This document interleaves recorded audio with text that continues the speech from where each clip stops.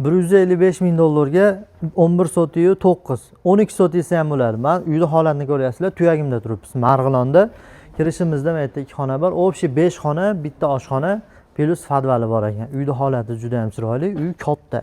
Haqiqatda realniy uy katta uy.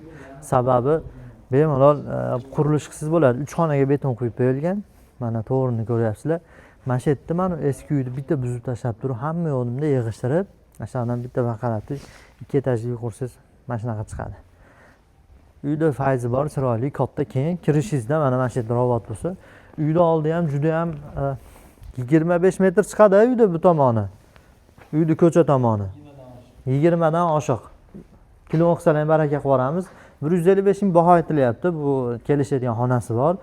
12 sotisi ham bo'ladi. Shu 10 kvadratgan. 3 xonali betoni bor. Aytganimizdek podvali bor.